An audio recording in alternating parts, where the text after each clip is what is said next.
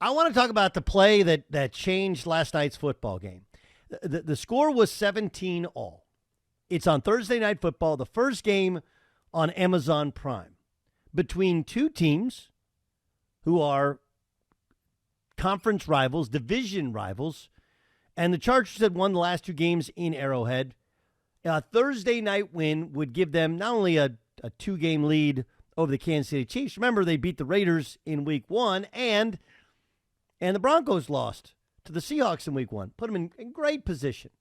Plus, for a young team that just narrowly missed the playoffs, one that has a load of talent, but you need an early season, find a way to win. Felt like they were the better team. So despite badly outplaying the Chiefs in the first half, they had one interception called back, which was just a horrific call. Like there's no defending that call when you watch the replay. Illegal hands was the call. And illegal use of the hands. Ends up overturning interception. 2 plays later, Chiefs score. Still, it's 17-all. Chargers are marching down the field. Gerald Everett catches 2 balls in a row. And he motions that he wants to come out of the game. You could see it because, you do the hero shot or the ISO shot when he catches the second pass, which takes him to the 2-yard line. But instead, the Chargers try and go tempo. Here's what happened. Chargers go without a huddle again. Right side, try intercepted on the left side. Picked off at the goal line, at the 25-yard line. Picked off by Watson. Watson could go all the way. The 7th-round pick, 20, 15, 10, 5. Jalen Watson cooking hamburgers in Augusta, Georgia. Then he went to Wazoo, and now he gets a 100-yard pick 6 for a touchdown.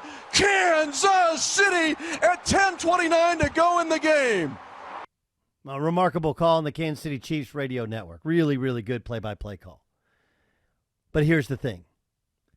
That was completely on Gerald Everett, right? The defensive back is in what's called outside leverage, and Kirk Herbstreit showed it, but they kind of took it easy on Gerald Everett because he broke off the route, which you're supposed to take one step out and then flat route right back in, meet the football, catch the football, lean into the end zone, score the touchdown. Vince Lombardi had a famous quote, and it went like this: "Fatigue makes cowards of us all." Fatigue makes cowards of us all. And that's exactly what happened in that play. Gerald Everett was too tired to win the play, too tired to win the game, and he cost his team the game. Here's his head coach, Brandon Staley, explaining the pick 6. What happened is unfortunate. We felt like we could push the pace, and, it didn't work out. It's just, when he's matched to the flat, the tight end has the option to come back in. And so I think Justin was expecting him to come back in on that.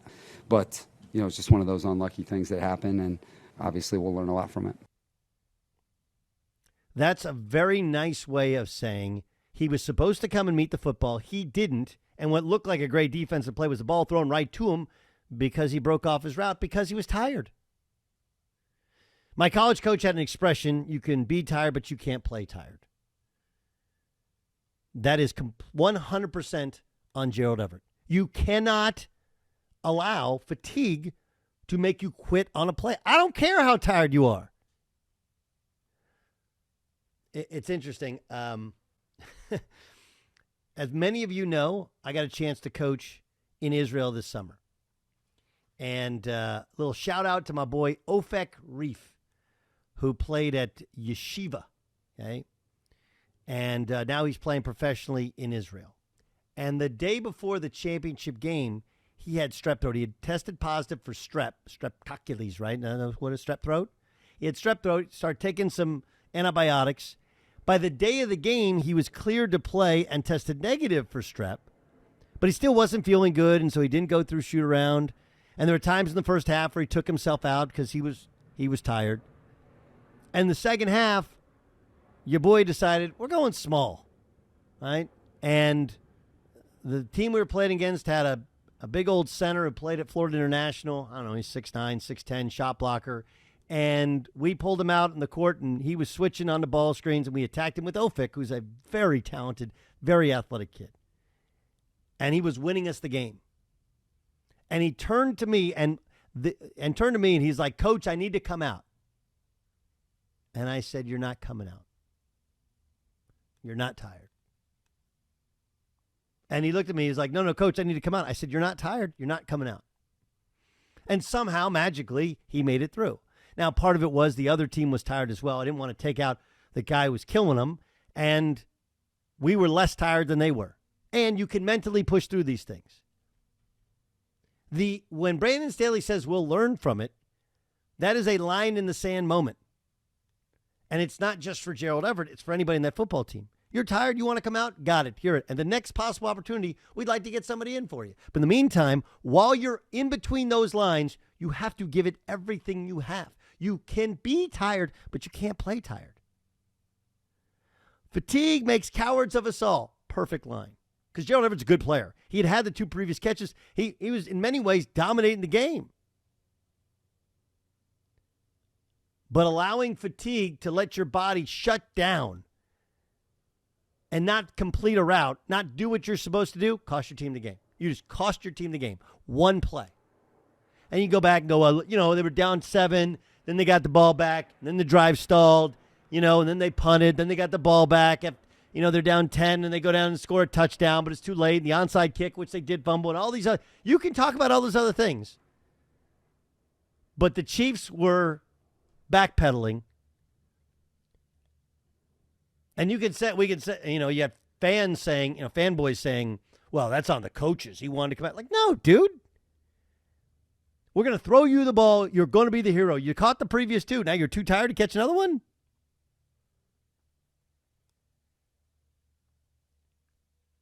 Fatigue makes cowards of us all. And a very good player quit on a route. And by quitting on a route, he cost his team the football game. It's that simple. And you can sit here and go like, man, that's really, really harsh. You don't know what you're talking about. You're a basketball guy. You don't know. Like, dude, I'm telling you what's going to be said in that locker room, in that film room when they watch it.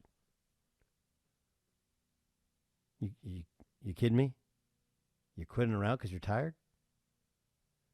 You could have scored a touchdown. If nothing else, knock the ball down. That's a bad look. And look, there's 15 more games to make it up to your team. But for a franchise that has been mired in those types of moments, that one felt especially devastating. Yes, Jason Stewart. Isn't it interesting that you just spent 10 minutes talking about something that was not mentioned even once by Kurt Herbstreit last night? And I want to make kind of an overall what would you call review of his night as poor to awful. But we never heard this. Everybody in the audience saw the tight end ask out on that play. And then Herbstreit's analysis of the play hadn't even mentioned that. I think he actually put it on Herbert, if I'm not mistaken. Initially, they put it on Herbert, and then they went to commercial. And when they came out of commercial, they said, that one might be on. He talked about the outside leverage. It might be. He said miscommunication. What a miscommunication! Right? Like people go like miscommunication. No, it's not. Listen to what Brandon Staley said. He didn't mention anything about miscommunication. Guys got outside leverage. Okay. You stop, you plant, you come back inside, you catch the ball, you fall into the end zone, you score a touchdown, you spike the ball, they come out and kick the extra point. That's how there's no mention of miscommunication by Brandon Staley. Everyone knows exactly. Go look at the quarterbacks that are on social media. Like, you can't break off that route. Can't quit it. I would say this about Herbie. Here's where I didn't think they were. I didn't think Miles Michaels one time he misspoke. One time Herbie misspoke. I do think we dissect these guys a little bit more when it's a standalone game, and we don't when there's, 7, 10 o'clock games or 1 o'clock games all at the same time. That Collinsworth misspeaks and we light into him. I thought it looked really good. I thought it was a very clean-looking telecast. I did think that there's some really big personalities on their sets, and they were muted. It felt like everybody was tight. Yes. Right? Felt like everybody was tight.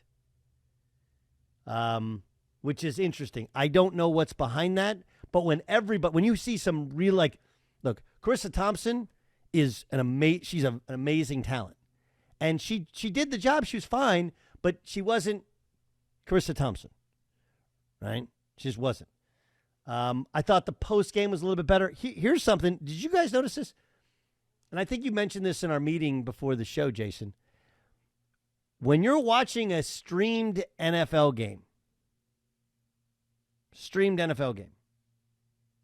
you're a captive audience.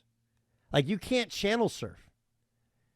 And because that's what happens when you, and so in many ways, and I don't know, has a number come out of how many people are watching? It doesn't matter. To me, for advertisers, I think this is a good thing, right? Because you can't the game's at, let me flip on, let me see what's going on in the baseball game. It takes too long. It's too time consuming to flip, as opposed to satellite, or if you have cable, you can do previous channel and flip over or whatever. You're a sequestered audience. You really are. Ramos, you want to hop in. Go ahead. Well, I had two questions. One is, if you want to come out, that's great. But also, so your point is, even though he was tired and wanted to come out and he couldn't come out, he at least should have come back, at least try to break up the play or do something to at least stop the 99-yard return of a touchdown. Is that the point too? That he should have done something. Here's has a player ever died in the NFL because he was breathing hard and tired after running a couple plays in a row? I don't believe so. I don't believe so either. Right? I don't believe so either. And I'm not talking about player safety, right? You get hit in the head. And I'm not talking about he was concussed. He was just tired. He was just tired. Come get me. Oh, we're going tempo. Okay. I mean, this is why you run in the offseason. I just had this conversation with my son. Right? We used to run at 6 in the morning in college. And we didn't run at 6 in the morning because it gets you in shape for playing on a 94 by 50. It doesn't. Right? You run at 6 in the morning because when you wake up, when you have to be there by 6 a.m., or if you're late, there's hell to pay, you don't sleep the night before. So you run at 6 a.m. for a couple reasons. One, you can't go out the night before. There's just no way. Your body won't function if you went out and you still, got any booze in you. And, you might oversleep or whatever. So even though you get a good night's sleep, you get to bed early, you get to bed, I'm going to get to bed at 10, and then I'm going to wake up at 5. That'll get me 7 hours to sleep. But really what happens is you wake up at 3, you wake up at 3:30, you wake up at 4, 4:30, I don't want to miss this thing. So the first thing is you wake up at 6 in the morning because, you run at 6 in the morning, so coaches teach you can't go out the night before. Right? Can't go out the night before. And they used to have us run Friday morning. They used to go hey, you'll run Friday morning, and then you're done for the weekend. Yeah, the problem is that kills your Thursday night, which is a big night in college. So one reason you do 6 a.m. is the discipline of getting to bed. The second reason you run 6 a.m. is it's all for the mental. You start running on a track. I hate running on tracks. Why do you do it? You do it because you have to push your body past your level of fatigue and convince yourself you can do it. And then the body will just do it. Body just do it. Right? It's like that. That's the whole thing with a marathon, right? Is that there's a point where most people, when you train your body to push past the level of fatigue, and Gerald Everett didn't do it. That's a mental toughness thing. That's all it is. It is not physical. I believe physically he was tired. I'm not saying he wasn't tired, but you can't give me effort on that on one route. That's the play is to you. Yes, Dan Byer. I was just going to play devil's advocate here. Go for it. If you know that Gerald Everett caught the last 2 passes, yep, wants out, yep, do you look somewhere else? Yes, yes, it's totally fair. I would say the counter to that is they clearly had a mismatch. That's why they wanted to keep going back to him. And I think if you ask Justin Herbert, why'd you throw it to Gerald Everett when he was tired? One, while he's motioning to come out of the game, Herbert, I don't think he's probably not looking in that direction, right? He's probably worried about the play and getting the line of scrimmage and getting everybody lined up and getting the play in, right? I don't know if he's looking over at 7 going are you – so that but the other part is you throw the ball to who the defense determines you throw the ball to, right? Don't you? That's – it's the old adage, you take what the defense gives you. In times, yes. And I think if Keenan Allen is there, maybe then, Gerald Everett's not getting those. But even Mike Williams. But in those situations, I mean, if you have Keenan Allen there, you're expecting him to beat whoever is on him. And he's got two guys, then you go to, maybe to Mike Williams, and maybe Mike Williams had two guys on him. I don't know what the coverage was, but it was back-to-back, and then two back, knowing that he was gassed. It was a weird route, too, because there was another defender in that area as well. It was just that, but I see what you're saying. If Michael Jordan taps out, is like, hey, Phil, I'm tired. Like, no, you're not leaving. Just like you were talking about your experience here. But we're talking about Gerald Everett here. It's not option 1A for the Chargers in that situation. I understand. I would say, do you remember the Raider game, for example? You guys remember the Raider game at the end of the game, all those fourth down conversions? What, they convert 7 of them, I think, against the Raiders, right? I'm going to say 7. But if you remember, like, Mike Williams dropped several balls there, and if you watched him, he was gassed, right? Yeah. I mean, like, they were just gassed. But you know what he didn't do? He didn't stop running. He didn't go like, I'm tired. Throw to somebody else, right? You got to complete the route. I understand what you're saying. Like, look, dude, that dude's too tired. Like, go somewhere else. But he had just caught the last 2. Herbert went no huddle because he loved that matchup. So, my take on it is it's a mental toughness thing. You got to find a way to push yourself through it. And Everett didn't. And I felt like that's the learning moment that the Chargers are going to learn from when Brandon Staley plays the tape for them and they get back into their facility next week.